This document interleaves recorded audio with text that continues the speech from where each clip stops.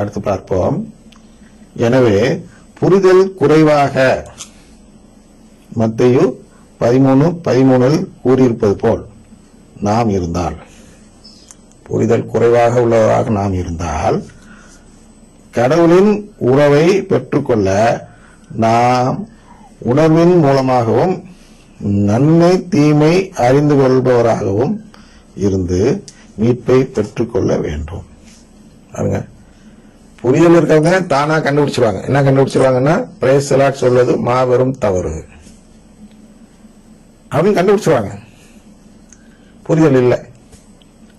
அப்ப என்ன செய்யணும்? புரிதல்னா என்னன்னா, புரிதல் ஏன் இல்லாம போகுதுன்னா,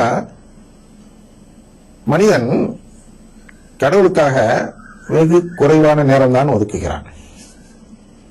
காலங்காட்டி எந்திரிச்சு அவன் 2 நிமிஷம் ஜெபம்னா அவன் பெரிய விஷயத்த சாட்சிதான் நினைச்சுக்கிறான். ஒரு நாள் ஃபுல்லா அது போகுதுன்னு நினைச்சுக்கிறான். அப்ப அதனால் அவன் எதையும் படித்து பார்ப்பதில்லை. படிக்கிறதுக்கு நேரம் ஒதுக்கணும்ல கடவுளுக்காக அப்படின்னு நினைச்சு அந்த மறைக்கல்வி இந்த அது போன்ற நூல்கள் எல்லாம் படிக்க வேண்டும். திருவிழத்தை மட்டும் 2 வசனம் வாசிட்டால் போதாது. இந்த திருவிழத்தில் என்ன கூறப்பட்டிருக்கணும், பொருள் புரிந்து கொள்ள வேண்டும் என்றால் மறைக்கல்வி படிக்க வேண்டும். சிசிசி குறிப்பாக. அதுக்கெல்லாம் மனிதனுக்கு நேரம் இல்லை. பாருங்க, எத்தனை ஃபாதர்ஸ் இருக்கிறாங்க தமிழகத்தில் அப்படின்னு வச்சுக்குவோம். 1985 கணக்கெடுத்து பார்த்தால், இறந்து போன குருக்கள் எல்லாம் கணக்கெடுத்து பார்த்தால் அது பல ஆயிரம் குருக்கள் வருவார்கள். 85னா 20 40 ஆண்டுகள் ஆயிடுச்சு. இந்த 40 ஆண்டுகளில் இறந்து போன குருக்களும் இந்த உயிரோடு இருக்கும் குருக்களும் எடுத்து பார்த்தால் 10-15 மேல கூட வரலாம், குருக்கள் இருக்கலாம். இத்தனை குருக்கள் இருந்தும் இன்று வரை கூட சிசிசி என்ற ஆங்கில மறைக்கல்வி நூல் தமிழில் மொழிபெயர்ப்பு செய்யப்படவில்லை. யார் அதுக்கான நேரத்தை ஒதுக்குவதில்லை குருக்கள். அப்ப பொது நிலையினர் எப்படி ஒதுக்குவாங்க? அவங்களுக்கு அந்த நூல் இருந்தாலும் அதை ஒதுக்கி படிச்சு பார்க்க முடியும். நான் சிறிது காலம் இஸ்லாமியர்களோடு இருந்தேன். அவர்களோடு தங்கியிருக்க வேண்டிய சூழ்நிலை எல்லாம் வந்தது. அவர்கள் என்ன செய்கிறார்கள் என்றால், அவர்களுக்கு நம்ம திருச்சபை போன்று திருச்சபை சட்டமோ இதுவோ கிடையாது. அவர்களே சுய கட்டுப்பாட்டில் ஒரு விஷயம் செய்கிறார்கள். காலையில் எழுந்ததும் அவர்களுக்குரிய மறைக்கல்வி என்று ஒரு சிறிய நூல் இருக்கிறது. குரான் இல்லை, குரானை வாசிக்கிறாங்க. அது பெரிய விஷயமா அவங்க வாசிக்கிறது இல்லை. அவங்களுடைய கடமையா ஒவ்வொருத்தரும் கட்டாயம் வாசிக்க வேண்டும் என்று சொல்லி ஒரு மறைக்கல்வி போன்ற ஒரு சின்ன நூல் வைத்திருக்கிறார்கள். அதை தினமும் வாசிக்கிறார்கள். அதுக்கான நேரம் ஒதுக்க வேண்டும் என்று அவர்களுடைய மார்க்கம் சொல்கிறது. நம்முடைய கையில மார்க்கம் இல்லை, நம்மளுடைய குடும்பம் தான், அதனால இதில் சொல்லல. இருந்தாலும் நாம் நேரத்தை கடவுளுக்காக ஒதுக்குவதில்லை. இவ்வளவு நேரமாவது இதை படிக்கணும் அப்படின்னு ஒதுக்க வேண்டும். நல்லா ஏன் சொல்ல முடியுதுன்னா, பெருமைக்கு இல்ல, பல ஆண்டுகள் இரவு முழுவதும் இதை புரிந்து கொள்வதற்காக படித்து படித்து நேரத்தை செலவிட்டேன்.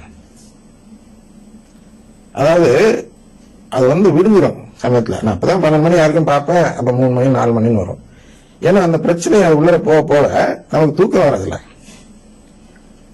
அதன் விளைவாக தான் இன்று ஏதோ ஒரு உண்மையை நான் கண்டறிந்து என்னை காப்பாற்றிக் கொண்டேன். உங்கள்கிட்ட பேசுறதுக்காக நான் இது பண்ணேன். அதன் பிறகு ஒரு அனுபவம். என்ன அனுபவம் என்றால், ஒரு கத்தோலிக்க பெந்தோஸ்தே சபைக்கு போயிருந்தார். என்னுடைய உறவுக்காரர் தான். அந்த உறவுக்கார பெண் அப்படின்னு வச்சுக்குவோம், அவர்கள் போயிருந்தார்கள். அப்ப என்ன, அந்த புரிதல் அன்றைக்கு அவர் போனப்ப இருந்த புரிதல் எனக்கு இருந்தது என்ன என்றால், இந்த உணர்வற்றவர்களாக ஒருவர் மாறிவிட்டார். இந்த கடவுளுடைய வஞ்சகாற்றலுக்கு ஒருவர் உட்பட்டு பொய்யான தூயாவியை நம்பி போய்விட்டால் மீண்டும் திருச்சபையில் இணைவதற்கு இடமே இல்லை என்றுதான் அன்று நான் நினைத்திருந்தேன். அதனால் அந்த நபர் மீண்டும் வர வாய்ப்பே இல்லை என்று நினைத்துக் கொண்டிருக்கும் போது ஒரு நாள் ஒரு சந்தேகம் கேட்கிறார். அந்த சந்தேகத்தை தீர்த்து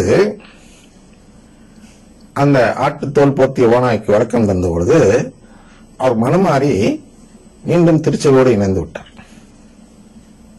அது போலதான் எனக்கு ஒரு உண்மை புரிந்தது. என்ன என்றால், இந்த புரிதல் இல்லாத காரணத்தினால்தான் அனைவரும் பிரிந்து போகிறார்கள். புரிதல் வந்ததும் அவர்களெல்லாம் மீண்டும் திருச்சபைக்குள் சேர எல்லா வாய்ப்பும் இருக்கிறது என்ற அந்த உண்மையை அன்று நான் உணர்ந்தேன். அதனால்தான் மற்றவர்களுக்கு இதை தெரியப்படுத்த வேண்டும் என்ற முயற்சியில் இந்த நிகழ்ச்சி போன்ற விஷயங்கள், இந்த புத்தகம் எழுதுவது போன்ற விஷயங்கள் எல்லாம் செய்து நற்செய்தி அறிவித்து வருகிறோம். புரிதல் கிடைத்துவிட்டால் ஒருவர் மனம் மாறி, அதாவது பிரிந்து சென்ற நபர் மனம் மாறி உள்ளே வந்து விடுவார் என்பதை கண்டறிந்ததால் இதை செய்கிறோம். இதை செய்வதன் பலனாக இன்றும் பலர் ஆயிரக்கணக்கில் இல்லை என்றால் நூற்றுக்கணக்கில் மனம் மாறி மீண்டும் திருச்சபைக்குள் வருகிறார்கள் நம்முடைய முயற்சியால். அடுத்தது பார்ப்போம். நாளை